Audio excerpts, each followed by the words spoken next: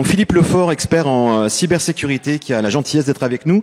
Yann Rambourg, qui est donc RSSI. Alors c'est pas la Station Spatiale Internationale, c'est notre responsable en fait des systèmes de la sécurité des systèmes d'information, qui va un peu faire du storytelling et qui lui-même va nous expliquer un petit peu comment on peut identifier les risques et comment on peut se protéger et comment mettre en place aussi en interne dans une entreprise cette culture en effet de la cyberdéfense.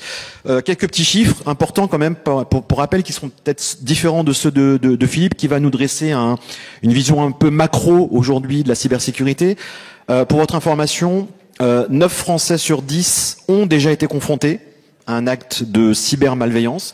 Les coûts aujourd'hui engendrés par la cybercriminalité, qui est extrêmement organisée, et ils vont nous en reparler, atteignent aujourd'hui 6 000 milliards de dollars par an. Et les dépenses mondiales en cybersécurité aujourd'hui pour se prémunir vont dépasser en 2022 les 1 000 milliards pour toutes les organisations. Plus de 30 000%. Alors c'est pas le taux de mon livret ni quoi que ce soit, c'est un super investissement, mais près de 30 000%. C'est l'augmentation qui a été constatée entre janvier et mars 2020 sur des attaques qui ont eu lieu. Et ce qui est extrêmement intéressant, c'est que tout ça pourrait être évité. Tout ça pourrait être évité, pourquoi? Parce que, et ils vont en parler aussi, le point d'entrée principal qui déclenche à un moment donné peut-être ce virus, c'est d'une erreur humaine en fait, parce qu'il n'y a pas une culture en interne de la cybercriminalité qui a été insufflée. En gros, on parle souvent d'une bonne hygiène de vie pour préserver son capital santé. On sait très bien qu'aujourd'hui on fait attention à soi et qu'on peut essayer de retarder certaines échéances, peut-être se protéger par rapport à certains virus. On nous a expliqué pendant 2 ans qu'il fallait prendre du gel hydroalcoolique, qu'il fallait mettre en place des gestes barrières, qu'il fallait porter un masque.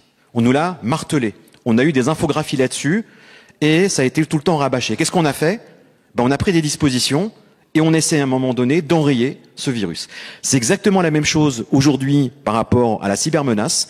On doit mettre en place des gestes barrières numériques pour se prémunir justement contre ces virus informatiques. Le problème, c'est que les professions du droit aujourd'hui sont l'objet d'attaques répétées. Les principales organisations aujourd'hui qui sont ciblées sont sur des données de santé, sur des données par rapport à des municipalités, sur des données bancaires et assurantielles, et énormément sur aujourd'hui des données qui sont dans des cabinets d'avocats ou des études de notaires. Pourquoi? Parce que les cyberattaquants considèrent qu'il y a une faible culture à l'intérieur, qu'il y a une faible résistance par rapport aux outils qui ont été déployés, mais surtout qu'il y a une valorisation et une monétisation extrêmement importante. Pourquoi? Parce que vous avez des bases contractuelles et vous avez de la donnée financière, vous avez de la donnée sur des personnes physiques, vous avez de la donnée sur des personnes morales. Et aujourd'hui, ce qui va rassurer vos clients, et ça je vous en parle sur un aspect de communication, comme quoi finalement aujourd'hui c'est un instrument de communication, c'est que, et madame en a parlé tout à l'heure, c'est que cette donnée dont on parle, si aujourd'hui elle n'est pas sécurisée, si elle n'est pas stockée, forcément, aujourd'hui, elle constitue une grande partie du capital immatériel de votre étude. Et là, je vous parle quand je parle de capital.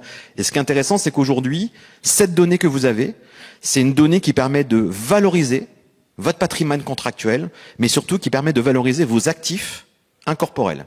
Et ça, c'est extrêmement important. Et la problématique que vous allez avoir, c'est que derrière, si vous prenez pas les mesures nécessaires, il y aura un impact qui va être extrêmement dommageable, en tout cas par rapport à la CNIL et surtout par rapport au RGPD, mais surtout en termes d'image et de communication par rapport aux notaires et surtout par rapport à vos clients. Pourquoi? Parce que vous avez, vous, dans votre profession, la sécurisation des échanges et le secret professionnel. Et forcément, il y a un impact à un moment donné parce qu'on entend beaucoup d'histoires sortir sur des données qui ont été hackées. Mais ce qui est intéressant, c'est si vous communiquez aujourd'hui, si vous rassurez vos clients sur les mesures que vous avez mises en place, et si vous communiquez sur votre site internet parce que vous faites attention à vos données, sur vos réseaux sociaux, ça va permettre à un moment donné de renforcer ce lien de confiance avec vos clients sur la confidentialité. Ça, c'était juste sur l'introduction. Et ce qui est intéressant, c'est que Philippe maintenant va nous un peu avancer dedans sur peut-être les tendances actuelles aujourd'hui et comment aujourd'hui ces criminels, entre guillemets, ces cybercriminels, s'organisent et se professionnalisent. Bonjour. Donc aujourd'hui, donc Philippe Lefort, je suis responsable d'une équipe de cybersécurité chez Nova Team Group Septéo. Et aujourd'hui, on fait beaucoup d'enquêtes et on remarque que le panorama de la cybersécurité a beaucoup évolué. On parlait tout à l'heure du monde d'avant, l'inexistence en fait de problèmes de cybercriminalité, c'est normal, on était moins connectés.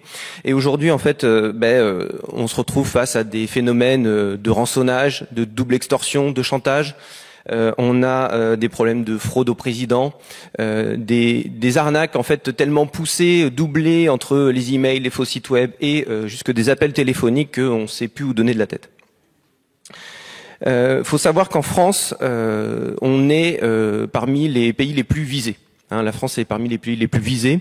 On a une attaque dans le monde tous les 39 secondes. Une attaque toutes les 39 secondes. Une cyberattaque, bien sûr. Et en France, c'est une moyenne d'une attaque toutes les 8 heures. Voilà. Une attaque, je parle d'une attaque qui réussit, qui pénètre les systèmes, vole de la donnée, vous soumettre à un chantage, double chantage, triple chantage, je vous vole vos données, je vous empêche de travailler, et en plus, je menace de les publier si vous payez pas ou ne. Donc c'est assez anxiogène au quotidien pour vous, pour nous. C'est une grosse problématique et on a face à ça un ressenti, c'est-à-dire que les a priori des Français stagnent ou régressent. C'est-à-dire qu'il n'y a pas de sujet ou peu de problèmes globalement. Je parle pas forcément des études notariales. Et un problème qu'on ne voit pas, c'est un problème qu'on ne gère pas ou qu'on n'anticipe pas. Ceux qui sont fait hacker savent ce que c'est. Et prennent des mesures ou mesurent l'importance d'anticiper ce genre de problématique-là. Tu donnais des chiffres tout à l'heure, effectivement, on a des chiffres, c'est plus 51% d'attaques entre 2020 et 2021. Voilà. Le chiffre est tombé, les résultats d'une année à l'autre arrivent sur les coups de février. Faut savoir que le numérique est partout. On vit dans un monde connecté, interconnecté, et aujourd'hui, l'Internet, il n'y a pas de frontières. L'internet, c'est autant une opportunité pour les entreprises de se promouvoir que pour les cybercriminels d'agir. Et cette opportunité est plus favorable aux cybercriminels puisqu'en fait le principe de risque-efficacité leur est favorable. C'est-à-dire que vous respectez la loi et eux sont impunis. C'est le panorama, en gros le panorama d'aujourd'hui. Yann Rambourg, justement, dans ce contexte dont nous a parlé Philippe, comment déjà on peut se protéger efficacement? Alors quand je parle de ça, comment on peut identifier justement, évaluer ces risques, comment on priorise, comment on met en place des scénarios et comment, à un moment donné, on a des exemples d'intrusion, de prise de contrôle. Est-ce que tu peux nous raconter, par rapport à ton histoire entre guillemets au sein du groupe CTO, ce que tu as mis en place? Oui, c'est ça, effectivement. Alors déjà, la bonne nouvelle, c'est que face à ce panorama qui peut paraître négatif et anxiogène, il y a des démarches, il y a des choses à faire effectivement pour s'en prémunir et qui permettent de diminuer effectivement grandement le risque.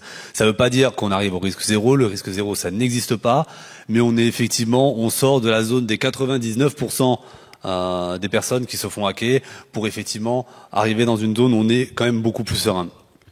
L'important, effectivement, c'est de pas courir dans tous les sens et c'est d'avoir une démarche un peu structurée et d'attaquer, on va dire, la sécurité, donc par un angle, de l'attaquer par les risques.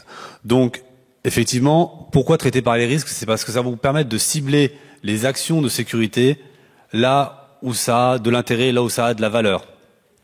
L'idée, c'est que plus le risque est grand, plus on va le traiter en priorité. Donc, identifier ces risques, c'est déjà savoir ce que vous, en tant que notaire, en tant que chef d'entreprise, quels sont les événements numériques redoutés. Vous devez formaliser ces risques et vous devez les connaître, parce que ça, c'est un risque métier. Il n'y a que vous qui pouvez le savoir. Ce n'est pas un expert cybersécurité qui peut le savoir, c'est vraiment du métier. Vous redoutez que votre étude soit à l'arrêt. Vous redoutez que les gens ne puissent plus utiliser les outils, les postes. Vous redoutez peut-être que les données de vos clients se retrouvent dans la nature et en particulier se retrouvent dans la nature associées avec le nom de votre étude. Vous pouvez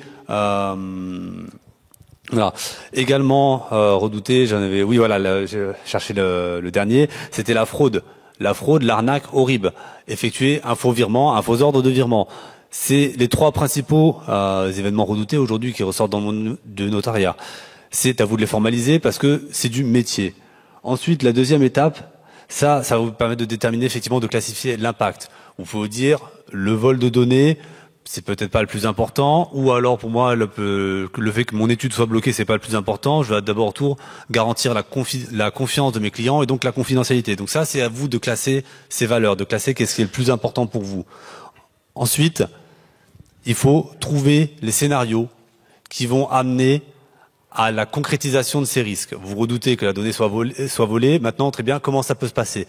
Là, effectivement, c'est plus le métier du notaire. On est sur un métier technique et ça va être le métier des experts cyber. Je vais prendre une analogie un peu tout au long de cette conférence avec la maison. Et pourquoi, effectivement, il faut faire des scénarios. Votre maison, vous la protégez.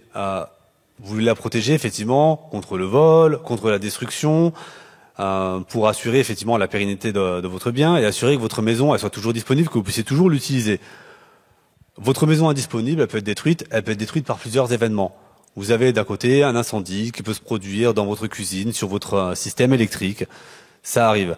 Ça, également, cette destruction de la maison, elle peut arriver parce qu'un avion s'écrase sur votre maison. Quel est le scénario le plus vraisemblable des deux? L'incendie dans la cuisine ou effectivement l'avion qui s'écrase? Probablement l'incendie dans la cuisine, sauf si vous habitez effectivement proche d'un aéroport. Mais dans ces cas-là, donc ça va vous donner la priorité de ce que vous devez traiter. Vous allez d'abord chercher à traiter comment je peux avoir un incendie chez moi qui va détruire ma maison, plutôt que de dire comment je peux éviter qu'un avion s'écrase sur ma maison. Donc effectivement, vous identifiez vos risques et vous classifiez vos risques. Alors dans le cadre d'une maison, identifier les scénarios, par exemple un scénario d'intrusion, quelqu'un qui va passer par-dessus le portail, qui va fracturer une serrure, qui va pénétrer dans la maison, aller fouiller la maison, aller voler des papiers et partir avec, c'est assez facile à faire. Quand on parle d'événements cyber, on est dans un domaine technique qui est de plus en plus pointu, avec des attaquants qui utilisent des méthodes de plus en plus variées, effectivement. Et là, donc, c'est le rôle d'experts cyber, donc comme les équipes effectivement de Philippe, qui vont vous aider à travers un audit de votre système à identifier les vulnérabilités et déterminer des scénarios d'attaque. Donc peut-être que Philippe, effectivement, tu peux nous parler justement du type de scénario d'attaque que vous êtes amené à identifier quand vous faites ce type d'audit. Oui, on identifie principalement du retour d'expérience de toutes les enquêtes qu'on a menées sur ces 2 dernières années, un risque principal qui ressort aussi dans les statistiques, on fait l'analyse de la data, c'est le risque humain. Le risque humain. Donc, comment on mesure son exposition au risque humain? On cherche à savoir l'humain avec quel point d'entrée, quelle est la donnée et quel point d'entrée de cette donnée dans l'entreprise. Et ce point d'entrée, la plupart du temps, c'est l'email, interconnecté, le monde numérique, mondialisation, pas de frontières, accessible de n'importe qui. Donc, pour mesurer ces risques, on va faire des campagnes, ce qu'on appelle des campagnes de phishing ou hameçonnage, où on va envoyer des scénarios types, plus ou moins bien ficelés en fonction du niveau de préparation des collaborateurs dans les entreprises. Et on va viser, sans distinction, l'intégralité de l'entreprise avec 1 à 5 scénarios différents, pour éviter que les gens se passent le mot. Et ça va aller de l'arbre où l'arbre est tombé dans la cour du bâtiment et a écrasé une voiture, cliquer la pièce jointe pour voir la voiture écrasée. On va chercher à attirer l'utilisateur vers une curiosité qui est en fait un des premiers défauts de l'homme, c'est cette curiosité. Et ce risque, du coup, humain, on va pouvoir vous en rendre compte. C'est-à-dire dire, vous êtes 10 et vous êtes 8 à avoir ouvert l'email, 6 à avoir cliqué, et c'est risqué proportionnellement à l'activité et proportionnellement à la quantité de personnes, collaborateurs dans l'entreprise, c'est très risqué.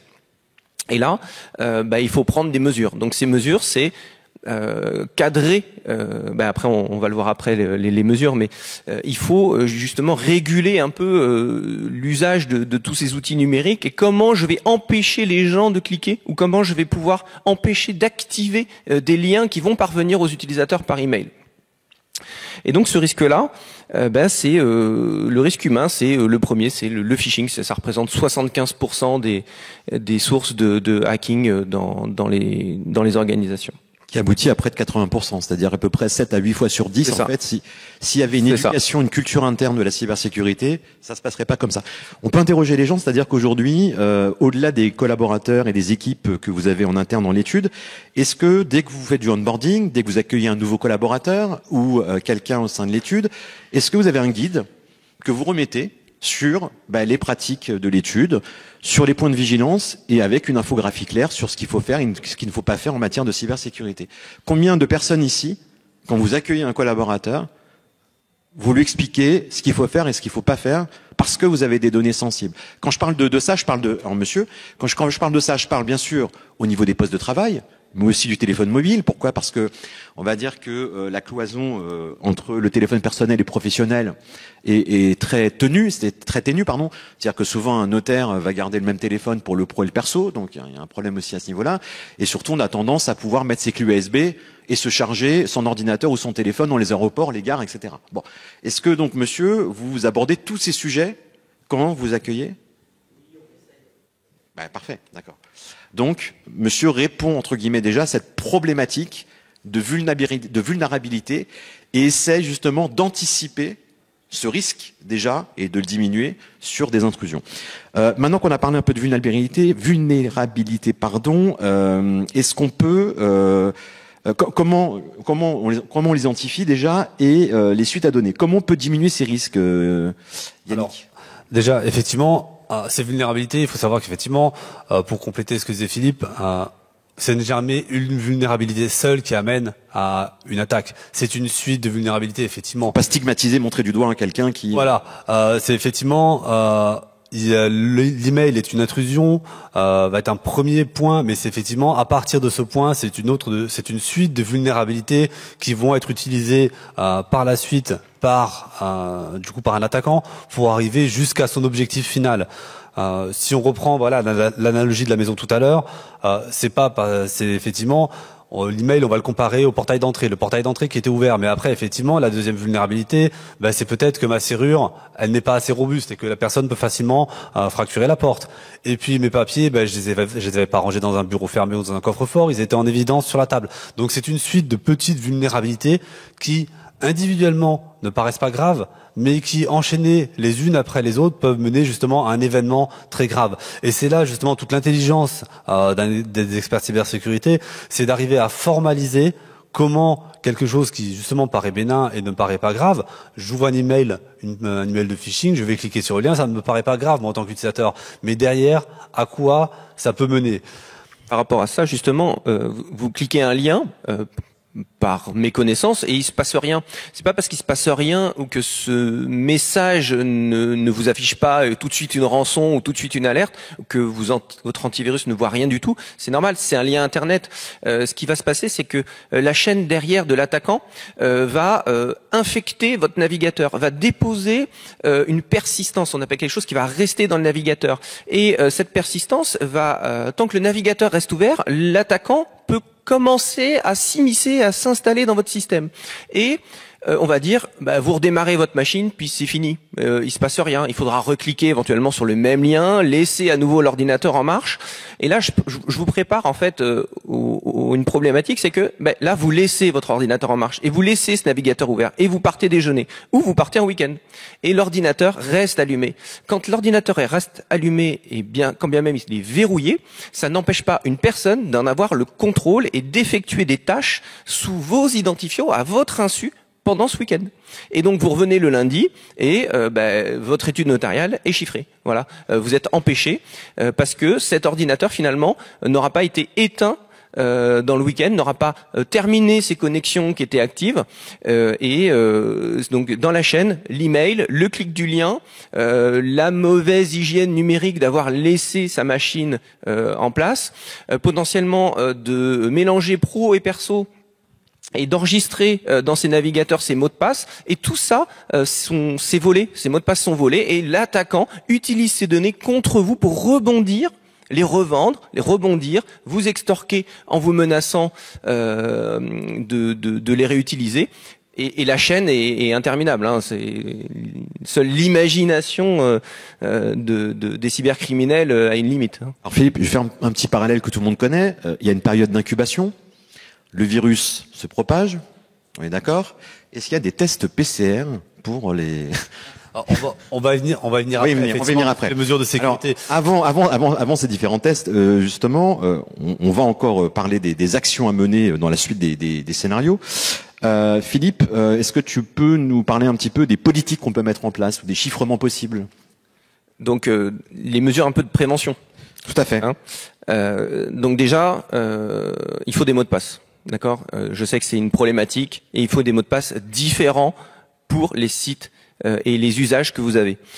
Pourquoi? Parce qu'un mot de passe, quand il est volé, ça va être une clé qui va pouvoir refonctionner dans plein de sites.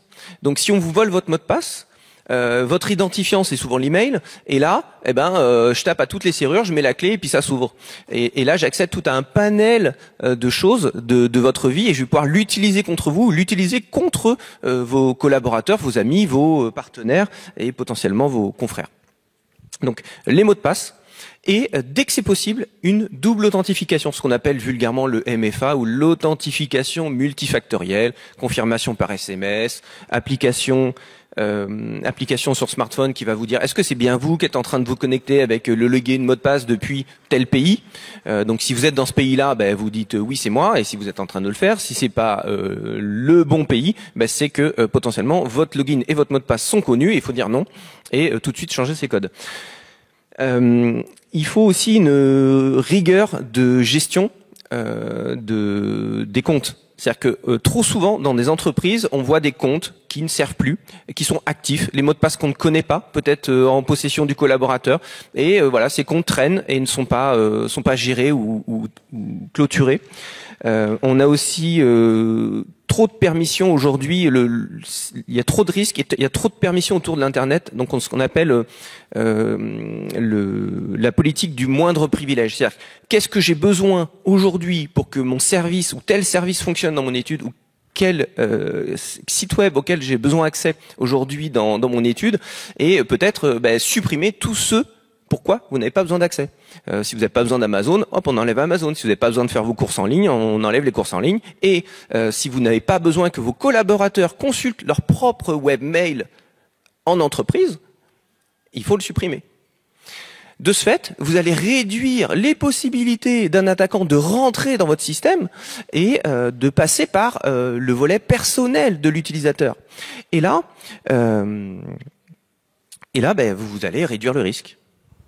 Donc j'ai compris, on va pas mettre comme mot de passe 123 456 par exemple. Parce que c'est un peu... Si, et puis l'autre site 457. Voilà. Ça, voilà. D'accord. Okay.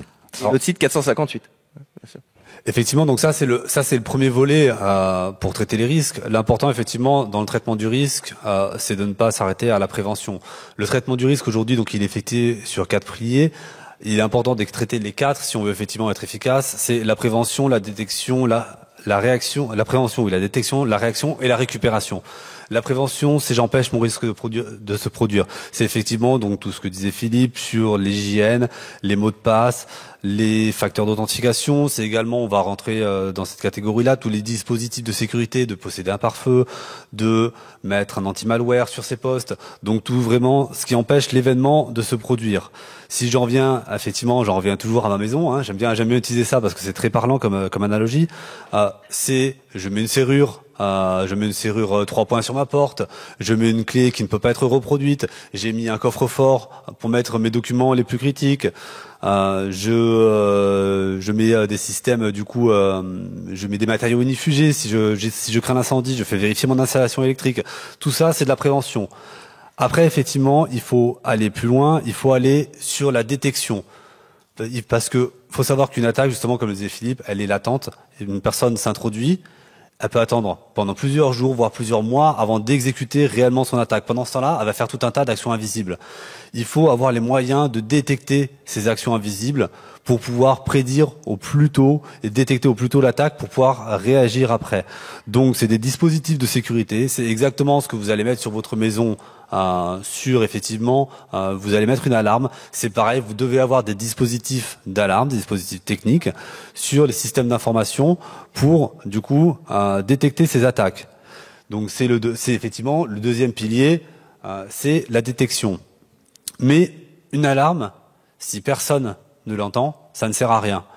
votre alarme chez vous dans cette maison, elle peut sonner. Si vous êtes au milieu de la campagne, que vous n'avez pas de télésurveillance, que vous êtes maison isolée, le voleur va être bien tranquille, l'alarme va sonner, personne ne réagira. Il aura tout le temps de faire effectivement son attaque. Donc c'est le troisième volet, en fait, c'est la réaction.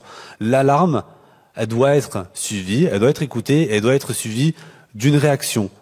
Cette réaction, c'est généralement effectivement des gestes techniques qui sont dépendants du type d'alarme qui a été détecté, de ce qui a sonné, et qui doivent effectivement quand même coller à votre contexte. Et c'est pour ça que vous, sur cette phase-là, la détection et la réaction, vous devez être accompagnés. C'est le rôle des prestations que vous entendrez sous le nom de SOC, de cyber-SOC. Donc c'est des équipes chargées de surveiller votre système, de mettre des sondes à plusieurs endroits et qui vont détecter ce qui se passe dans votre réseau et vous émettre effectivement soit des recommandations, soit pouvoir directement agir pour bloquer au plus tôt une attaque. Peut-être que voilà, Philippe, toi Philippe va en parler. Voilà, Philippe va en parler parce qu'il a une équipe cyber. Il y a aussi les mauvais comportements. Ce qui est intéressant, c'est de voir un peu aussi les mauvais comportements qu'il peut y avoir par rapport. Donc Philippe, si tu peux nous parler effectivement du rôle du cybersoc, effectivement des outils et de comment ils vont effectivement pouvoir aider sur cette détection des attaques. Oui, donc le SOC, c'est un centre opérationnel de cybersécurité. C'est constitué d'hommes qui contrôlent les alertes techniques qui seront montées par les outils qui sont posés dans les entreprises, des outils, des antivirus un peu avancés, qui remontent des alertes dans des consoles dans le cloud, donc dématérialisées, et qui arrivent sur des écrans, des moniteurs, qui sont regardés comme une vidéosurveillance de ville ou de ce système-là. Ça va nous permettre de superviser, d'analyser l'activité de l'entreprise et derrière d'étudier les alertes ou les petits pics anodins qui vont survenir et potentiellement déceler en amont ou au tout début les situations à risque. Ça nous permet tout de suite de les qualifier. L'homme, du coup, qualifie plus facilement ces situations dans le contexte de l'entreprise. C'est-à-dire que l'IA et tout ça, c'est pas encore. Ça nous permet d'avoir les alertes, mais pas de vraiment de les catégoriser et d'agir immédiatement. Il faut vraiment une analyse technique et contextuelle de l'alerte pour pouvoir réagir. Donc les moyens d'agir seront d'isoler immédiatement le poste issu qui remonte l'alerte. Donc on va l'isoler, on va lui couper ses ports USB, lui couper le réseau, lui couper le Wi-Fi, et du coup on va contenir l'attaque au poste en question. Donc le poste sera non fonctionnel, on aura l'impression qu'il est en panne, la personne appellera peut-être le support, et nous de notre côté on appelle l'équipe technique en charge, donc le support, votre prestataire, puisque c'est complémentaire, et puis on lui signifie qu'il y a un incident de sécurité sur telle machine, qu'elle est isolée et qu'il faut soit la réinstaller, soit la détruire, enfin la nettoyer. Ça nous permet de voir aussi au moment d'une attaque ceux qui étaient en accès. C'est-à-dire, est-ce que la personne elle était en train de si elle était en train de surfer sur Internet ou si c'était une pièce jointe, un docword qui a déclenché l'alerte et qui s'est mis à aller dans tous les sens, faire des accès Internet, envoyer de la data qu'il n'aurait pas dû.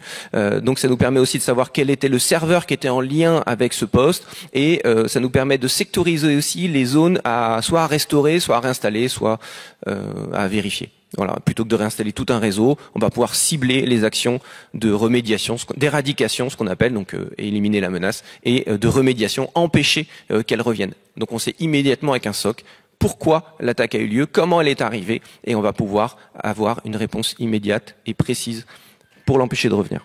Alors Philippe, Yann, pardon, excuse-moi. On a parlé, pour que les gens comprennent les 4 piliers, c'est important d'avoir des piliers, c'est des repères. On a parlé de prévention tout à l'heure. On a parlé donc du coup de détection, de réaction, et maintenant est-ce qu'on pourrait s'attarder sur l'aspect récupération, notamment sur prévoir, se préparer aux attaques justement, les analyser, et puis après tester ces sauvegardes et prioriser la récupération. Si on pouvait un peu avoir un... C'est ça, effectivement. Donc l'idée, c'est de se dire, c'est le dernier pilier. On n'a pas réussi à empêcher l'attaque de se produire, on n'a pas réussi à la détecter, ou si on l'a détectée, on n'a pas réagi, l'attaque a eu lieu. Et maintenant, effectivement, comment je reviens à une situation normale? Il faut se préparer. Il faut se dire, mon attaque, elle va avoir lieu, effectivement, et qu'est-ce que je peux y faire? Il faut être prêt à réagir. Donc, c'est la même façon sur la maison. L'incendie peut arriver. Vous savez ce que vous devez faire. Effectivement, vous avez l'extincteur. Vous avez l'extincteur pour récupérer, pour pouvoir éteindre l'incendie.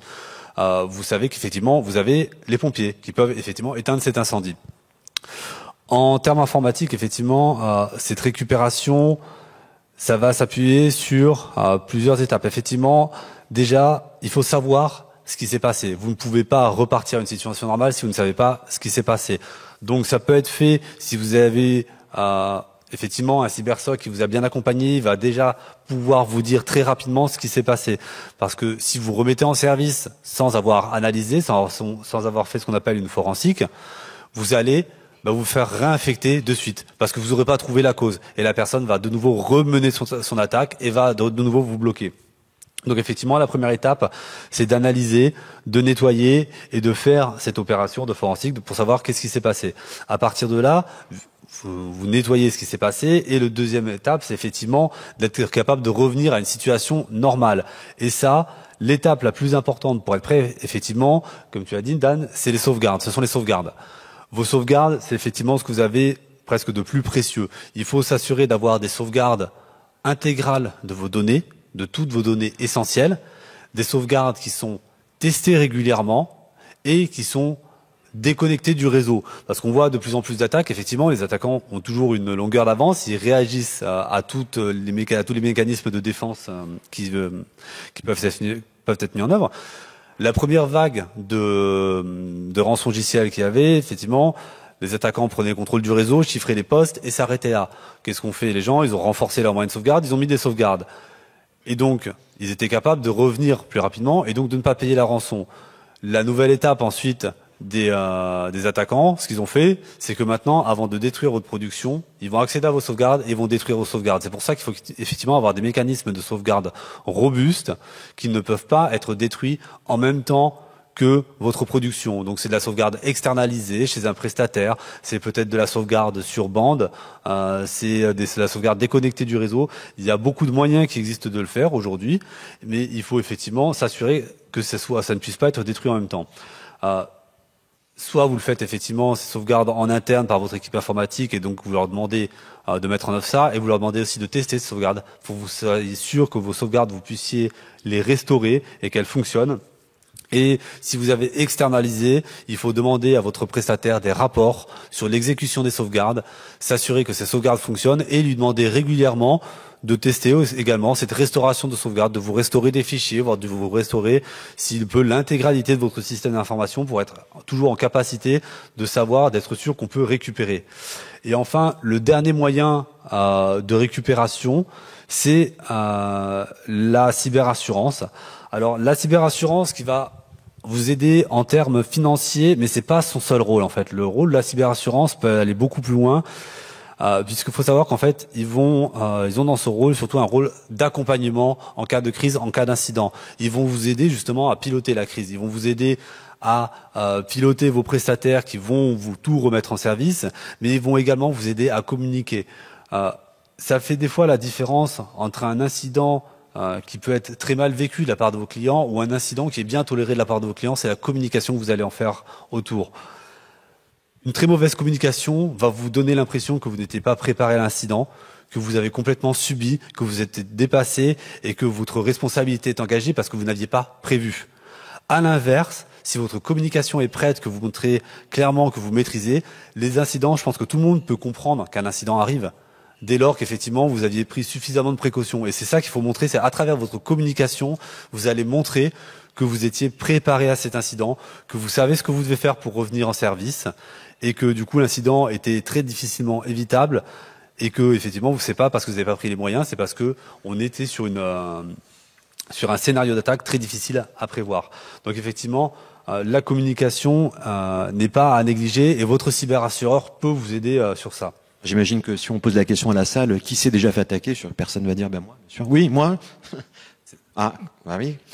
Et vous avez une communication de crise, comment vous êtes concerté pour essayer d'y remédier et communiquer sur les données qui potentiellement auraient pu être... Oui, bah, même Magali arrive, mais je...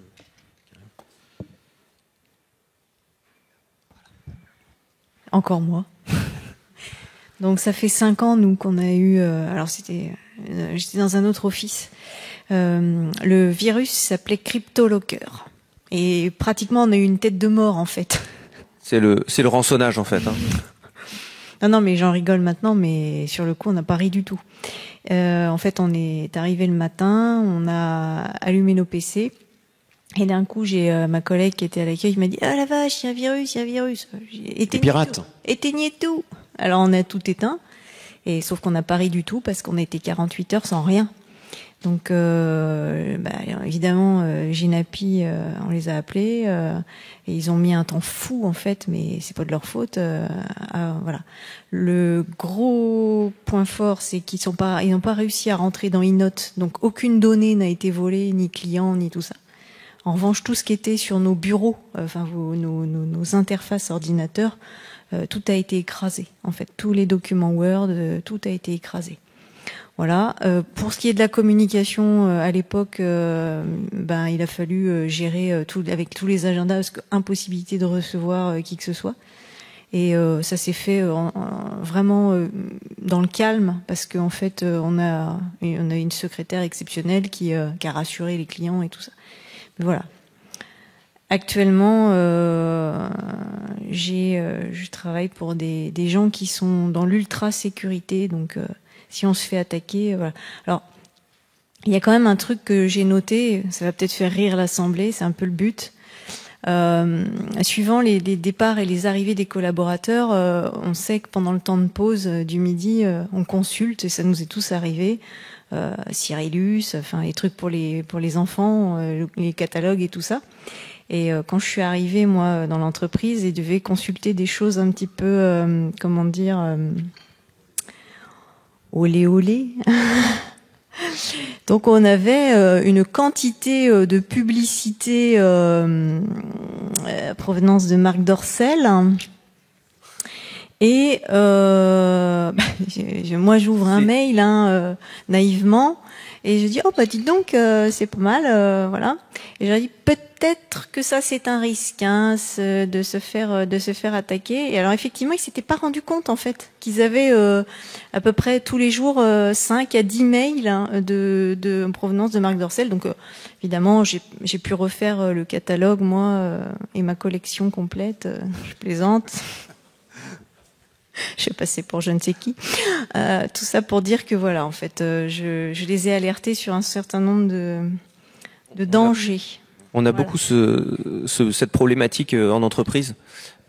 C'est fou, mais effectivement le phénomène pornographie, jeux en ligne sont très répandus, et quand dans les organisations ils mettent en place ce qu'on appelle le zéro trust, zéro confiance sur l'internet, où on commence à bloquer des catégories de sites web, pornographie, jeux en ligne, achats en ligne, webmail et autres, effectivement ça surprend, c'est à un tel point qu'il y a toujours des demandes et elles sont systématiquement refusées en disant ce site est refusé catégorie pornographie, et les gens continuent de tester, mais en fait on s'est aperçu d'un autre problème, c'est que parfois c'est même les directions dans les entreprises qui sont abonnés avec leur email professionnel à des sites, et quand ils reçoivent des notifications, cliquent naturellement sur le lien, parce que l'email lui n'est pas filtré par le webmail. Par contre le lien ne sera pas fonctionnel en retour, c'est-à-dire qu'on ne pourra pas accéder au site. Donc le mail est légitime parce qu'ils sont bien abonnés, mais en revanche le site est inaccessible, et donc ça pop sur leur ordinateur bloqué entreprise. La même décision qu'ils ont prise finalement pour eux et leurs collaborateurs, parce qu'on peut pas faire d'exception. Il faut savoir qu'il y a 10 millions de sites web, de faux sites web qui sont créés tous les mois, et ces faux sites web infiltrent les encarts publicitaires des autres sites qui les mettent à disposition et qui ne contrôlent pas le contenu qui est affiché. Donc ce sont autant de sources d'infection quand on va sur ces sites-là qui sont sponsorisés essentiellement. Donc ce sont des sources d'infection non négligeables, d'où la politique zéro confiance, zéro trust sur la navigation Internet. Et il y a beaucoup d'entreprises qui se sont fait hacker, qui ont, sur nos conseils, activé c'est contraignant au départ, parce que on n'a plus accès qu'à un petit panel de sites, et derrière on ouvre à la demande en passant par la direction qui valide le site à ouvrir pour des besoins bien sûr tout à fait louables et professionnels. En fait, comme disait Taïran, si c'est urgent, c'est que c'est déjà trop tard. En fait, Madame, la chance, c'est qu'elle a été confrontée, donc elle a été sensibilisée, donc tant que ça nous arrive pas, on se dit on passe au travers. La problématique aujourd'hui, c'est, elle a encore eu de la chance parce que ils ont pu retravailler au bout de 48 heures. Or, qu'il peut y avoir des pertes financières énormes aujourd'hui sur l'arrêt de l'étude, mais notamment sur la restauration aussi, peut-être de tout ça. Je connais pas les questions. Bah oui, on a des arrêts de production. 48 heures, effectivement, c'est plutôt court. Alors, je sais pas si 48 heures, c'est le délai d'intervention. Voilà. Non, Ce qui est important, ça a été réglé en 48 heures. Voilà. L'analyse, comme vous disiez, l'analyse cybersécurité a été faite instantanément à la seconde où on a eu. Et parfois, c'est très évident. Ouais. Et c'est en fait, si vous voulez, ce qui a été terrible dans cette affaire, c'est qu'on a ouvert un mail qui était littéralement avec un intitulé professionnel. Donc, aucune suspicion de rien. Et en fait, l'écran noir, en fait, l'écran est devenu noir, tout, voilà. Et on a eu une tête de mort, voilà. Tout à fait. Non, mais vraiment, sans blaguer. Il y avait le son avec. Il y avait pas de tête non, de mais mort. on n'avait pas mis le son, mais voilà. Je connais pas le bruit d'une tête de mort, mais bon. Non, mais voilà. Et en fait, après, ça a été très, très rapide. On a tous éteint un truc, et je me souviens être allé me cailler dans le serveur, parce que ce qui est pas mal, c'est que cette entreprise-là a un serveur au froid, parce que nous, il y a des serveurs, ils sont au chaud, mais le serveur, c'est une grosse machine, et là, on avait une baie de brassage. Je parle bien, hein, vous avez vu, je suis un peu technique. Non? Ah ben non, en fait, apparemment pas. Si, c'est les experts. Hein, ouais, mais justement, j'attendais une réaction, mais il n'y en a pas. Donc. Non, c'est très bien. C'est notre jargon quotidien, donc ça me choque pas. Voilà, non, bah du coup, j'espérais faire sourire, mais c'est raté. Du coup, donc la baie de brassage était au froid et il faut aller se cailler à moins 10 degrés. J'exagère, mais c'est vraiment ça. Et donc j'étais au téléphone avec le technicien Genapi. Oui, madame, vous pouvez appuyer sur tel bouton. Oui, voilà et voilà. Non, tout ça pour dire que ça c'est bien. 48 heures, c'est court. On a des sociétés qui sont parfois bloquées 12 jours du fait de la complexité de l'infrastructure. Alors pas forcément les études notariales. J'ai pas que des études notariales dans mon accompagnement. Et on parlait aussi de gestion de crise. Et c'est là que l'assurance cyber permet de structurer. Déjà, l'accessibilité à l'assurance cyber vous exige de vous des garanties de sauvegarde et autres qu'il faut aller chercher auprès des prestataires ou de votre prestataire, ça dépend combien vous en avez. Et derrière, ça permet aussi de vous faire le point, vous, chef d'entreprise, responsable d'une étude notariale, finalement, vous êtes chef d'entreprise et finalement, ce risque numérique, il faut le prendre en compte dans votre cahier des charges, dans vos budgets, et ce risque cyber, via l'assurance, vous allez pouvoir le structurer, savoir est-ce que finalement j'ai toutes les garanties pour être éligible, et finalement ah ben non, j'ai pas tout, et ça va vous permettre de vous questionner, de vous poser la question, est-ce que finalement je peux pas mettre en place d'autres choses et peut-être utiliser ce budget pour mettre en place des protections face à ce référentiel d'accès à l'assurance cyber. Et derrière, la gestion de risque, effectivement, d'une assurance cyber, ça permet de structurer la démarche de redémarrage. Voilà, vous avez quelqu'un qui donne des ordres, et nous, on le fait également en réponse à incident. Donc, la gestion de crise, c'est vraiment très important de l'orchestrer et de l'organiser. Si je peux me permettre 2 secondes, c'est que en fait vous êtes relativement épargné. Pourquoi? Parce que je connais très bien la profession d'avocat, les directeurs juridiques, les huissiers, les experts comptables. Vous êtes très bien loti et doté en matière d'équipements numériques, digitaux, etc. Quand vous voyez le nombre de cabinets d'avocats qui sont cités dans la presse, mais tapez, regardez sur la référence, sur le référencement Google. Regardez le nombre de cabinets qui sont cités, qui n'ont pas eux communiqué, mais où les informations sont sorties dans la presse, où il y a des fuites. Donc c'est extrêmement préjudiciable en termes d'image. Ce que je veux dire par là, c'est qu'il y a 2 mois, hormis l'information sur le ministère de la Justice qui s'est fait hacker, mais en fait c'est indirectement par un cabinet d'avocats qui avait des données avec le ministère. Vous savez qu'il y a le tribunal de Paris en septembre 2020 où il y a eu une attaque massive en fait avec Emotet, qui est un troll, un cheval de Troie, qui a pris tous les numéros de greffe et qui suite à ça a échangé avec des huissiers, des notaires, des avocats pour s'infiltrer. Ce que je veux dire par là, c'est qu'il y a 3 mois, on a tous été au courant que toutes les données, pratiquement, c'est-à-dire à peu près 30 000 documents, je crois que c'était 18 gigaoctets de documents de l'affaire Charlie Hebdo et Samuel Paty ont été récupérés dans les cabinets d'avocats. Donc les Français sont très éduqués. Les Français sont très au fait aujourd'hui des données et de la sécurisation de leurs données et de ce que vous en faites. C'est pour ça que je dis en termes de communication de relation client, parce que ce sera l'intervention tout à l'heure, c'est vraiment un élément mais ultra différenciant aujourd'hui d'une étude à une autre. Si vraiment vous communiquez déjà sur les outils que vos instances vous mettent à disposition, puis les outils que vous avez bien sûr au sein du groupe, mais de dire que vous avez mis en place toutes les mesures nécessaires en termes de communication, je peux vous dire que ben voilà, ça permet vraiment d'engager aujourd'hui les clients et c'est un point vraiment extrêmement important. Est-ce qu'on oui, il y avait une question peut-être? Oui, monsieur.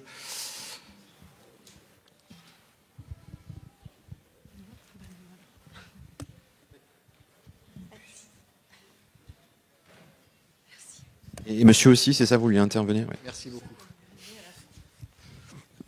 Bonjour à tous, je suis notaire dans le Rhône et je revenais sur un point que vous avez soulevé tout à l'heure qui était important pour moi et je suppose pour la plupart de mes confrères et consoeurs, c'était la notion de demande de sauvegarde automatique via Genapi.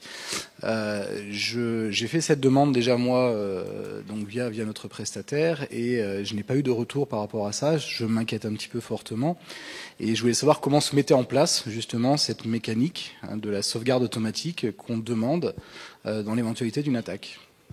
Alors, sauvegarde automatique ou restauration automatique? La sauvegarde, effectivement, elle, automatique, est bien fait normalement de façon quotidienne par les services techniques Genapi. Effectivement, aujourd'hui, ce qui n'est pas automatique, c'est la restauration des sauvegardes, puisque ça demande quand même pas mal de coordination. Il y a beaucoup d'actions humaines, effectivement, pour s'assurer qu'on soit capable de restaurer les sauvegardes. Ça j'ai pas la vue, c'est effectivement sur la partie service technique sur ce qu'ils font sur les restaurations de sauvegarde, mais je pense que ça doit être dans leur capacité de restaurer effectivement à la demande. Le meilleur moyen, c'est vous leur demandez de restaurer des fichiers, vous leur demandez de restaurer tel point. Bah justement, c'est cette demande qu'on a faite au sein même de l'étude via ce prestataire et pas de retour. Donc c'est pour ça que est-ce qu'on a un moyen d'action, un levier actionné pour mettre en place cette sauvegarde. Alors pas la sauvegarde automatique, mais la sauvegarde, je sais pas comment vous appelez ça, hein, mais sauvegarde les rapports, sauvegarde déconnectée du réseau, par exemple, d'avoir une sauvegarde déconnectée et d'avoir effectivement une sauvegarde totalement non destructible. Je suppose que c'est ça, oui. Je pense que vous aurez toutes les réponses, franchement, à la pause, en tout cas, à la pause avec des interlocuteurs dédiés, parce que si personne n'a répondu ici, c'est qu'ils sont pas dans cette salle. Mais je pense que c'est le moyen de les avoir en face et de pouvoir poser votre question. Je ne sais pas si vous êtes sur le cloud ou pas, ou vous êtes toujours sur... Pas encore. D'accord. Parce que ça aussi, c'est... Alors effectivement, non, mais les mécanismes de sauvegarde sont effectivement complètement différents qu'on parle de cloud ou qu'on parle d'on-premise, puisque quand vous êtes sur effectivement une offre cloud, toute la sauvegarde est faite côté infrastructure et tous ces tests sont effectivement faits de façon transparente. C'est beaucoup moins le cas quand c'est effectivement on-premise. Mais on en discutera effectivement tout à l'heure avec justement le directeur technique de Genapi qui est là, et je pense qu'on arrivera à éclaircir ce sujet et pouvoir effectivement vous rassurer sur les capacités de restauration, parce que oui, c'est une très bonne démarche effectivement d'avoir fait cette demande, et il faudrait qu'elle puisse aboutir de façon correcte. Je vous remercie. Oui, excusez-moi, bonjour. Moi, je voulais avoir un autre aspect des cyberattaques, c'est que nous avons un office qui a été attaqué 2 fois, mais ce n'est pas notre office qui a été attaqué, mais c'est nos clients qui en fait ont été eux-mêmes attaqués. C'est-à-dire que nous, on leur a demandé, comme beaucoup d'offices, je pense, des déblocages de fonds pour divers dossiers, et dans les 10 minutes suivant notre mail, ils reçoivent exactement le même mail avec l'adresse du collaborateur qui a été légèrement modifiée, mais le client ne le voit pas, et un RIB, bien sûr, un numéro de RIB qui est toujours le nôtre, sauf que les numéros ont changé. La difficulté qu'on a, c'est que nous, on le voit pas. Et est-ce qu'il y a des pratiques concrètes, par exemple éviter de mettre, je sais pas moi, dans l'objet du mail RIB ou demande de virement, est-ce qu'il y a des choses comme ça très pratiques qui pourraient éviter ce genre d'attaque? Alors effectivement, déjà, c'est d'abord le choix de l'outil. Effectivement, pour transmettre ce type de document, l'email n'est pas forcément le plus adapté. Avec les outils Genapi, vous avez notamment par exemple mon dossier notaire, qui est un espace d'échange du coup qui demande une authentification nom d'utilisateur, mot de passe, qui sera déjà effectivement plus compliqué pour un attaquant à usurper. C'est déjà le premier moyen. Le deuxième moyen, c'est aussi à travers à travers effectivement des procédures et de la sensibilisation. La sensibilisation, elle n'est pas forcément à faire qu'à vos clients, qu'à vos collaborateurs. Elle peut aussi être faite à vos clients, d'avoir peut-être un livret à remettre effectivement quand à la première relation que vous avez avec les clients, en les sensibilisant sur le fait qu'effectivement ce type d'attaque existe, que des personnes se sont fait pirater leur boîte mail, que vous effectivement vous n'avez pas le contrôle de ça, et que derrière la conséquence c'est que ils peuvent avoir dans cette boîte mail effectivement un faux RIB. Donc de les encourager par exemple quand ils reçoivent le RIB, peut-être de passer un simple appel à l'étude pour confirmer le numéro. L'autre solution peut aussi être de mettre par exemple votre RIB, le RIB sur lequel vous devez recevoir les éléments, sur le site internet, pour que les gens puissent vérifier d'eux-mêmes cette information. Et vous leur dites effectivement, quand vous les accueillez, quand vous commencez le dossier, vous leur dites on va vous transmettre le RIB, pensez bien quand vous le recevez à le vérifier, soit en nous appelant, soit en consultant effectivement sur le site internet. Voilà, il y a des choses qui ne peuvent pas forcément être toujours traitées que par de la technique, ça peut aussi être de la procédure et de l'accompagnement et de la sensibilisation. Moi, j'avais plusieurs questions, mais je ne sais pas si vous avez fini. Monsieur a la réponse, alors vas-y, pose les questions. Alors, j'avais plusieurs questions parce que, en fait, vous avez beaucoup parlé de nos cas à nous, et j'aurais voulu aussi entendre un petit peu ce que vous faisiez sur vos propres infrastructures. Parce que j'ai effectivement posé quelques questions et j'ai pas forcément eu toutes les réponses. Alors effectivement, la démarche que j'ai citée là, c'est vraiment la démarche qu'on a mis en œuvre nous, l'identification des risques, l'identification de scénarios, et derrière travailler les 4 axes prévention, détection, réaction, récupération. Si on parle en termes et on va retrouver effectivement beaucoup de choses qu'on a vues ici, c'est juste qu'on le fait à une échelle plus grande. Si on parle de prévention, effectivement, on fait de la prévention effectivement humaine sur l'ensemble de nos collaborateurs, des actions de sensibilisation, on rappelle l'importance du phishing. Les tests de phishing vont démarrer, on les a pas encore mis en œuvre, vont démarrer très prochainement effectivement pour continuer dans cet aspect sensibilisation. On a déployé sur l'intégralité des comptes CPTO d'infrastructure et pour l'administration tout ce qui est authentification double facteur. Donc maintenant tous nos accès externes à toutes nos infrastructures CPTO se font obligatoirement avec un deuxième facteur d'authentification, un SMS, un code, une application sur les téléphones, ce qui permet que même si un collaborateur chez nous se fait voler son login mot de passe, il ne peut pas être utilisé à l'autre bout du monde par un pirate. On s'est également équipé d'un cybersoc. On a un prestataire qui nous accompagne pour tout l'aspect détection, réaction. Donc tous nos postes de travail, 100% également de nos serveurs font l'objet d'une détection d'intrusion qui est corrélée avec les événements qui proviennent du réseau et de tous les outils cloud qu'on utilise. Donc tout ça, c'est corrélé pour détecter justement des attaques au plus tôt et pouvoir réagir. Et si on en vient effectivement après à l'aspect récupération, sur l'aspect récupération, on s'est nous-mêmes équipé d'un dispositif de sauvegarde immuable. Donc il faut savoir qu'aujourd'hui, si vous êtes sur le cloud, vous avez 4 copies de la donnée. Vous avez une copie donc de production, de fonctionnement. Vous avez sur le même data center une sauvegarde qui est effectuée de façon quotidienne. Vous avez ensuite plusieurs fois par jour une réplication sur un autre data center, donc votre production est à Logne, en région parisienne. Vous avez une réplication de toutes vos données à Marseille, donc à l'autre bout de la France, qui est faite plusieurs fois par jour. Et enfin, la sauvegarde qui était faite tout quotidiennement à Logne, elle est elle-même, dès qu'elle est terminée, externalisée sur un 3e data center qui est à Lyon. Et c'est cette copie-là, qui est donc ce qu'on appelle une copie immuable, en fait, quand la copie de sauvegarde est posée, elle est directement verrouillée pendant 30 jours, elle ne peut plus être modifiée ou détruite. Donc même si quelqu'un avait toutes les clés, en fait, tous les mots de passe, même le plus haut niveau d'administration du cloud de Genapi et du cloud de CPTO, il ne pourrait pas aller détruire ces données il faudrait aller physiquement dans le data center, qui est un prestataire, auquel nous, on n'a même pas accès, pour du coup aller détruire ces données. Et alors pourquoi avoir limité à 30 jours? Je vous explique parce que, en fait, il y a eu, vous le savez peut-être, chez un de vos concurrents, une attaque sur leur cloud qui a provoqué une interruption de service de, je crois, au moins une semaine. Et c'est vrai que le côté 30 jours sur la sauvegarde offline, c'est pas forcément suffisant parce que si l'attaque est intervenue avant les 30 jours, on peut avoir... Alors, en fait, voilà. Alors, faut savoir qu'effectivement, dès que l'attaque va avoir lieu, on va effectivement arrêter l'expiration des sauvegardes pour effectivement s'assurer qu'on ne tombe pas, si on met dans le pire des cas plus de 30 jours à restaurer, que les sauvegardes n'expirent pas pendant ce temps et ne puissent pas être supprimées. Ça, c'est le premier point.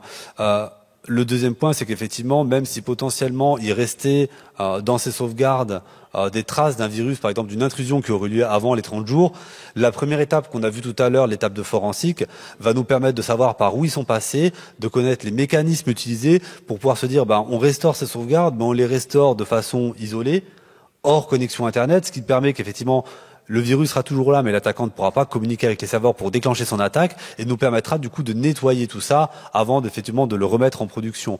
Donc en fait, voilà, 30 jours, c'est même large dans ces cas-là. Et l'idée, c'est d'avoir le temps de détecter de détecter l'attaque et de savoir qu'on est en train d'être attaqué et qu'on doit effectivement arrêter de faire expirer ses sauvegardes. Donc en général, en quelques jours, on le voit très vite qu'on est attaqué. Alors après, 30 jours, c'est aussi pour d'autres cas de figure qu'on peut trouver. C'est quelqu'un qui malencontreusement effacerait une donnée à un moment donné, s'en rendrait pas compte tout de suite, et puis 6 mois après, on cherche le fichier qui a été effacé et on le trouve pas. Alors ça, effectivement, là, c'est une autre catégorie. C'est plus de la sauvegarde, effectivement, pour de l'action vraiment malveillante. C'est ce dont nous on se protège avec des sauvegardes d'infrastructure. Effectivement, là, c'est effectivement de la sauvegarde pour l'erreur de manipulation dans le logiciel ou autre. Voilà, ça c'est plutôt là une décision effectivement métier derrière. Alors j'ai une autre question sur les parties assurance cyber, parce que vous avez évoqué, alors je crois que certaines chambres ont une assurance cyber obligatoire qu'elles doivent souscrire. Oui. Voilà. Ouais. Donc nous, c'est notre cas dans là où on est. Et en fait, par rapport à ça, je voudrais, parce qu'on a eu une circulaire de cette assurance par rapport à la mise en place de solutions de supervision et par rapport à un certain nombre de choses qui les imposaient. Et effectivement, ils ont mentionné, puisqu'il y a eu 2 cas d'infraction à plus de 100 000 euros, où des fonds étaient détournés par l'usurpation de RIB qu'on a évoqué tout à l'heure.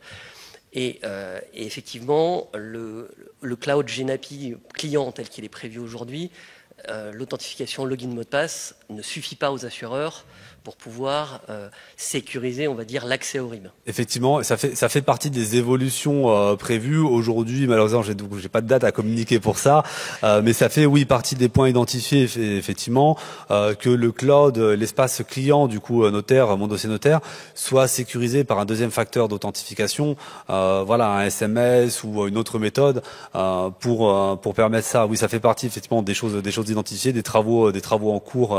Alors c'est vrai que c'est quelque chose d'assez contraignant parce que ça oblige, notamment quand on a des banques à qui on doit rembourser des prêts ou des choses comme ça, à avoir un interlocuteur qui est capable de, par téléphone, parce qu'ils envoient toujours leur décompte par mail, et donc c'est vrai que on n'a pas toujours le bon interlocuteur en face dans les banques, donc on travaille aussi avec eux pour pouvoir trouver les mécanismes un peu plus simples, mais c'est vrai que ce serait un plus assez intéressant d'avoir assez rapidement une solution pour pouvoir sécuriser un peu mieux l'espace client, parce que c'est vrai que le login mot de passe, ça dépend du client, et les usurpations de RIB, c'est aussi par le mail du client qui a été piraté que ça arrive. Donc, Oui, c'est ça. Donc oui, ça fait bien partie effectivement des risques identifiés aujourd'hui et des travaux en cours. Et ma dernière question, c'est vous n'avez pas parlé de tests d'intrusion sur les infrastructures cloud. Et oui, effectivement. Alors, on en fait nous, effectivement, sur nos infrastructures. Ils sont faits de façon annuelle. Donc, effectivement, on a des tests d'intrusion qui sont faits et on traite les résultats derrière, les vulnérabilités qui ont été remontées. Si les tests d'intrusion, si on sait quand ils ont lieu. Ils sont planifiés justement. Ils sont pas faits quand même à l'aveugle. Ouais.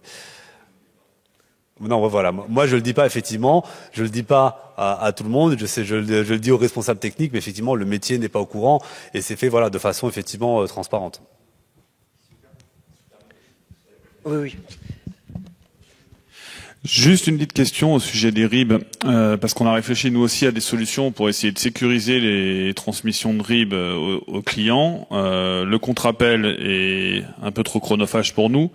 La diffusion du RIB sur un accès libre est plutôt très contre-indiquée par la Caisse des dépôts et consignations.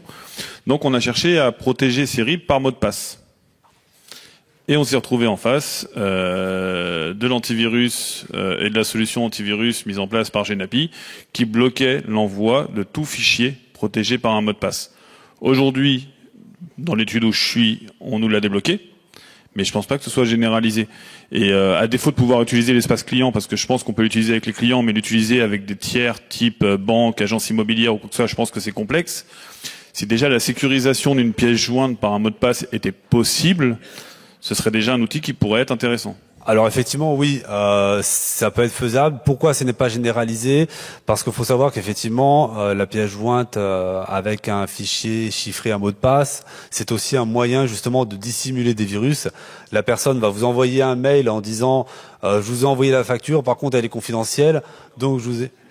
On peut pas, aujourd'hui, on n'a pas la capacité sur ces outils à dire c'est du sortant ou c'est de l'entrant, voilà. Donc c'est un problème technique. Donc effectivement, le débloquer à la demande, si c'est une procédure que vous avez effectivement et que vous êtes sensibilisé à ça, ça peut voilà être le cas. Par contre, le débloquer par défaut, je pense que derrière, si les personnes n'utilisent pas cette fonctionnalité-là, du coup, c'est ce qu'on disait tout à l'heure, c'est un peu le moindre privilège. En fait, il vaut mieux le laisser bloquer si c'est pas utilisé, parce que derrière, ça amène d'autres risques. Et donc, effectivement, l'idée, c'est pas de diminuer un risque pour en faire augmenter un autre à côté. Jérôme, il y a juste une réaction par rapport à ça. Pardon, bonsoir. J'ai assisté à la masterclass de la Chambre des Hauts-de-Seine, la dernière édition. Xavier Blanchet, qui est notaire dans les Hauts-de-Seine, était challengé sur cette question du RIB et de à quel endroit le stocker pour qu'il soit sécurisé. Et lui recommandait l'utilisation de la plateforme des fichiers volumineux de PNS. Évidemment, c'est un peu étrange puisque un RIB n'est pas un fichier volumineux, mais c'est simplement parce que PNS fait appel à des technologies de la blockchain qui sécurisent le fichier d'ores et déjà. Voilà. Alors effectivement, ça c'est une solution que je connais pas. Oui, la blockchain, effectivement, des technologies basées sur la blockchain qui permettent de garantir l'intégrité du fichier peuvent effectivement être une solution. Après, tout dépend comment vous allez communiquer, parce que voilà, ce fichier vous allez mettre dans la blockchain. Je suppose que derrière vous allez communiquer effectivement un lien. Si la personne derrière, si l'attaquant est capable lui-même d'envoyer un autre fichier et de régénérer un autre lien en fait, il va tout simplement envoyer un mail avec un autre lien et vous aurez deux fichiers dans la blockchain. Il sera très compliqué pour un client de vérifier lequel est bon. Donc effectivement, il faut que ce soit une blockchain dont l'accès à la blockchain lui-même est protégé et pas une blockchain libre. Donc voilà, effectivement, ça dépend de l'outil. D'accord, c'est une blockchain du notariat. D'accord, effectivement. Donc D'accord, donc effectivement, ça peut être un moyen de répondre aussi à la problématique. Oui. Juste une petite question par rapport on va vers le cloud. Du coup, on avait un risque qui était ultra dilué sur toutes nos offices en on-premise. Aujourd'hui, on a le gros château fort de Septéo qui doit être protégé. Donc, ça veut dire qu'aujourd'hui, une faille chez Septéo met à plat 90% du notariat français. Comment c'est géré ça? Enfin, on a un degré de responsabilité qui est supérieur. Et deuxième question par rapport à ce que disait Dan sur la communication des cybersécurités. Est-ce qu'il existe des labellisations suite à des stress tests ou qui existeraient pour qu'on puisse communiquer en disant voilà, nous on est une étude qui prend ça en charge? Alors, sur la première question, effectivement, c'est pour ça qu'on a un programme de cybersécurité assez complet, qu'on s'est aussi engagé dans une démarche ISO 27001. C'est parce qu'effectivement, oui, vous avez bien raison. En concentrant les données, on concentre aussi le risque. Donc oui, il y a plus de risques de mettre plus de notaires à l'arrêt dans le cas où il y aura un incident. Après, ça nous permet aussi, nous, d'avoir accès à des technologies justement de détection et de prévention des intrusions qui sont plus compliquées à mettre en œuvre sur des plus petits périmètres, d'avoir des moyens plus importants. L'autre point, c'est qu'en fait, énormément d'intrusions qu'on a vues ces dernières années passent par l'email et par le poste de travail. Et donc, en étant sur le cloud, vous décorrélez complètement la partie serveur qui est chez nous de la partie poste de travail. Donc avant, quand dans votre étude, vous pouviez avoir un ransomware qui arrivait sur un poste, qui se propageait et qui allait toucher votre serveur, le serveur devient, lui, effectivement, intouchable par ce moyen-là. Donc ce canal d'attaque n'existe plus. Et il faut savoir qu'en fait, chez nous, on met en œuvre aussi des mécanismes très forts d'isolation entre les postes de travail. Les postes de travail ne parlent pas directement au serveur. Il y a des filtrages et des bastions, justement pour éviter ce type de propagation également. Et du coup, j'ai oublié la deuxième question. Excusez-moi si vous pouvez me la... Si ça peut être assez... Ouais. Sinon, on te hack le micro. Hein, si des labels existaient. Ah oui, alors sur les labels, effectivement, en France, le plus répandu est en ISO 27001, mais qui garantit pas forcément un niveau, mais une démarche en sécurité. Après, je sais que non, les labels que je connais vont être sur la partie respect de données personnelles. Il n'y a pas forcément de label aujourd'hui qui garantissent le niveau de sécurité, hormis le label de l'ANSSI, le Secnum Cloud, qui est à destination des providers de cloud et des providers logiciels, qui peut être le plus haut niveau, mais qui coûte aujourd'hui extrêmement cher à obtenir en termes d'audit, en termes d'investissement. Et voilà.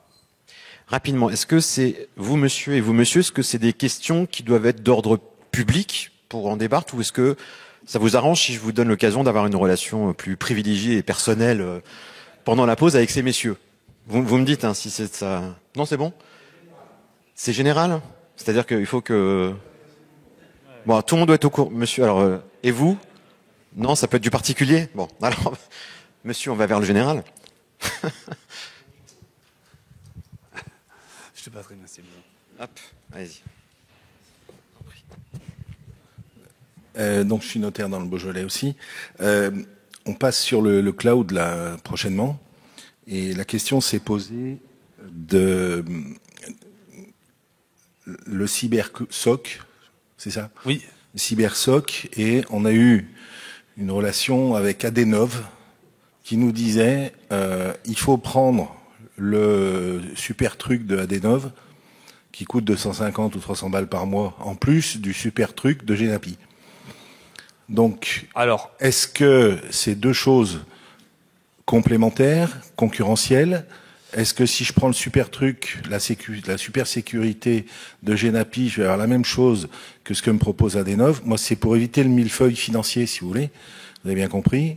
Chacun y va de sa super sécurité. Et aujourd'hui, je suis au stade où je me dis, j'ai l'impression en fait qu'à chaque fois que j'ouvre mon ordinateur, que je prends quelqu'un au téléphone, j'ai 36 personnes de Genapi, 12 de Adenov, qui me vendent chacun leur truc.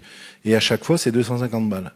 Alors, c'est quoi la sécurité? Prendre une offre purement sécurité chez Genapi, une offre cybersoc chez Genapi, plus une offre cybersoc chez Adenov n'a aucun intérêt. Deux cybersoc ne détecteront pas mieux qu'un seul cybersoc. Après, effectivement, entre le cybersoc et le cloud, ce ne sont pas du tout effectivement les mêmes protections, et ce n'est pas le même but. Le but du cloud, effectivement, de vous garantir une disponibilité, comme je disais, en séparant les postes de vos serveurs. Le cybersoc va lui déjà ne serait-ce qu'éviter que vous ayez une intrusion sur vos postes et qui se propage sur l'ensemble de vos postes, parce que vous aurez protégé les serveurs, mais si tous vos postes d'études sont à l'arrêt, vous en aurez peut-être, comme disait madame tout à l'heure, pour 48 heures ou plus à revenir à un état normal. Donc effectivement, aujourd'hui, la sécurité, on peut pas se dire il y a une seule mesure qui conviendra à tout. La sécurité, c'est de la défense en profondeur, parce que toute mesure de sécurité, à un moment, elle a son point où elle est faillible, où elle peut être contournée. Et c'est la succession, en fait, de mesures de sécurité qui va amener à une protection efficace, parce que le but, très clairement, c'est comme pour le voleur pour la maison, c'est de complexifier la tâche et de ralentir une attaque et de ralentir quelqu'un qui veut s'introduire. Celui qui veut absolument réussir, il y arrivera tôt ou tard. C'est juste une question de combien de temps et d'arriver à le détecter et à le bloquer effectivement avant. Merci beaucoup. Juste pour répondre aussi rapidement à Jérôme, donc il y a une conférence demain, je vois Lionel Hupchoverlin qui est juste là-bas sur le cloud, et justement on a passé, je pense, les plus hautes certifications de sécurité recommandées par l'ANSSI, qui est l'Agence nationale de sécurité, et on aura l'occasion justement de parler du cloud souverain et de ce type de cloud et de sécurisation. Et juste pour monsieur, vous m'avez dit que vos clients vous sollicitent par rapport à des vols de données. Et c'est là où vraiment votre rôle est en train d'évoluer, parce que au vu des enjeux que vous avez avec vos clients, moi, je considère que c'est extrêmement important de les sensibiliser, eux, sur les données et sur justement ce qui peut se passer s'ils reçoivent eux-mêmes des sollicitations de votre part alors que c'est pas votre étude. C'est pour ça que le métier de notaire évolue et vous vous positionnez aussi justement sur une personne extrêmement qualifiée sur ces enjeux de cybersécurité. Monsieur, ce fauteuil vous attend. Vous avez une relation privilégiée avec ces deux messieurs. Merci infiniment à tous. On a 20 minutes de pause, à peu près 20-25 minutes de pause. Et après, vous allez pouvoir rejoindre, bien sûr, nos partenaires et les sociétés du groupe. On va enchaîner avec une autre conférence sur la relation client. J'espère qu'il y aura aussi autant d'interactions. Et très bonne pause à tous et à toutes. Merci.